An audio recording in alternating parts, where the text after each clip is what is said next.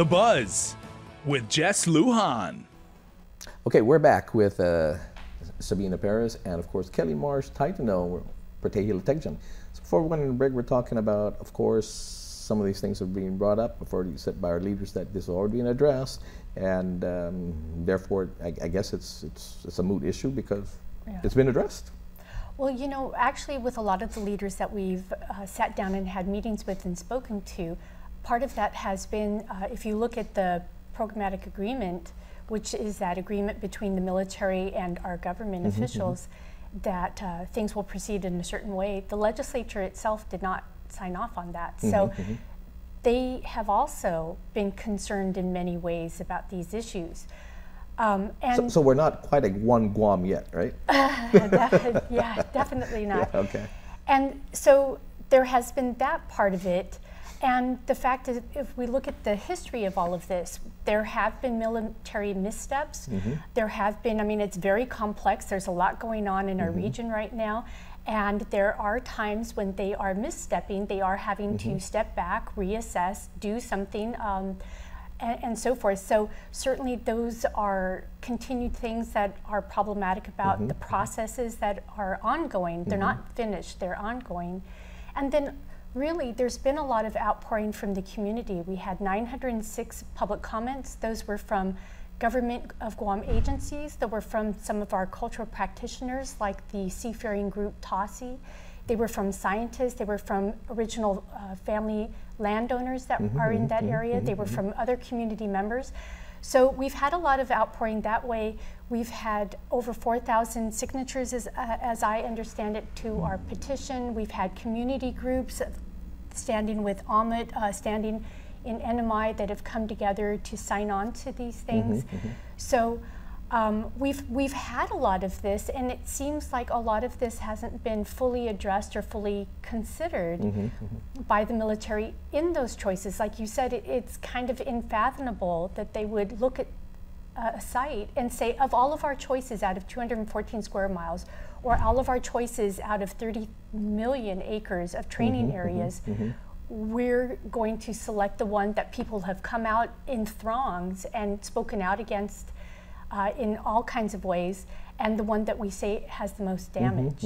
So the processes have been very problematic, but they are still ongoing. They're not completed. And if you left it up to the process, then what is our future? Our future is the destruction of our resources, and that's something that we're not willing to accept. And so I feel that something went wrong with the process, that we have to go back and correct that.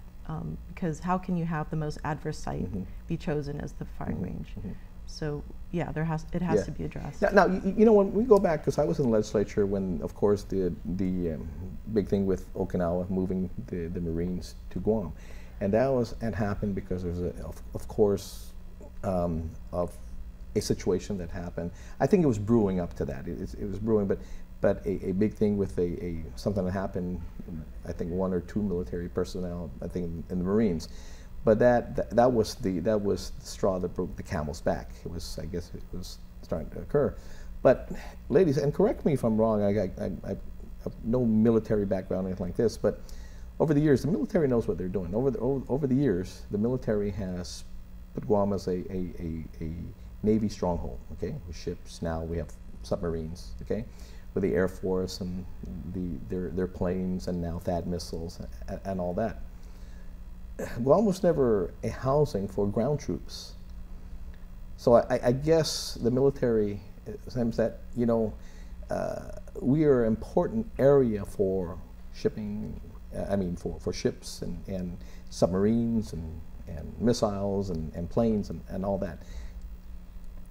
If the military, the U.S. government is going to fight a war, these are the things that are important here. Now, and moving ground troops over here, I don't think the military had envisioned that in the very beginning. Otherwise, they would have.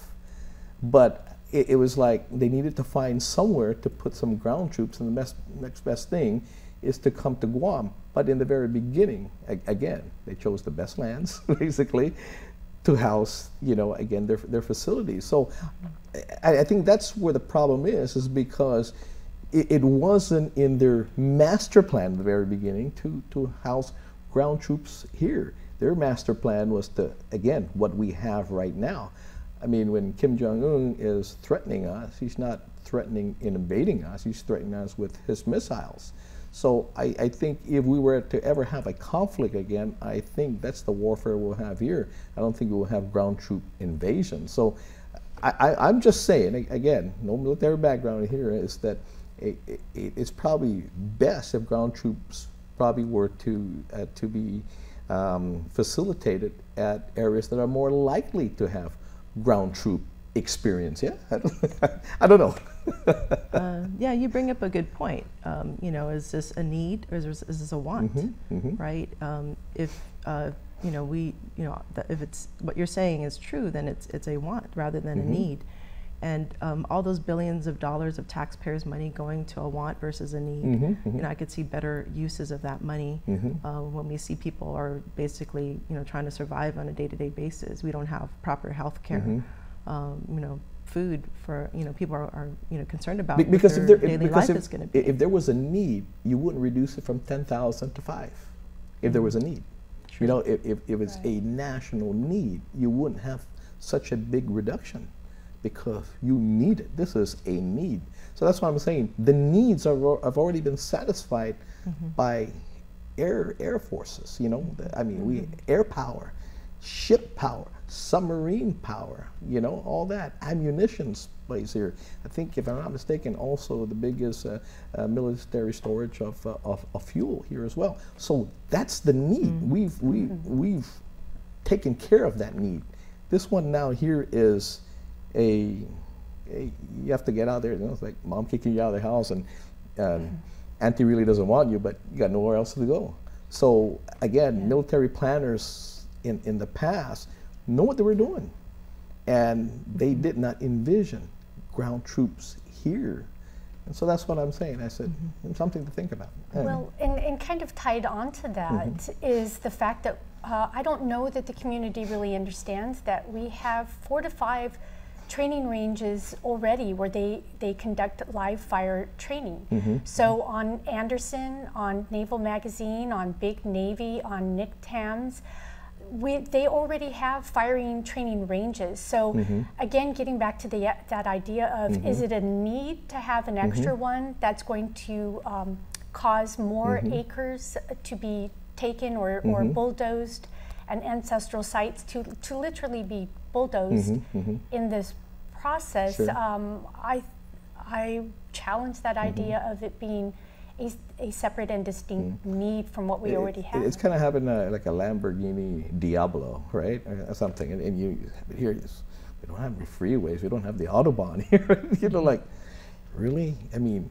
it's really not the place for that. There's a place for that. You know, the other cars we have. Yeah, this is where it should happen. But like that, man, where you going to drive? You know, for that. So it's one of those things that, you know.